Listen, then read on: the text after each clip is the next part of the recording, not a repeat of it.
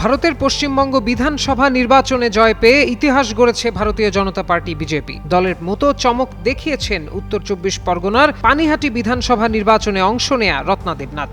এই রত্না দেবনাথ হলেন ২০২৪ সালে কলকাতার আরজিকর হাসপাতালে ধর্ষণ ও মৃত্যুর শিকার চিকিৎসকের মা। তিনি ২৮,৮৩৬ ভোটের ব্যবধানে জয় পেয়েছেন। মোট ৮৭,৯৭৭ ভোট পেয়ে বিজয়ী হন তিনি। লেস অয়েল অ্যাবজর্ব করে আপনার পরিবারকে রাখে হেলদি।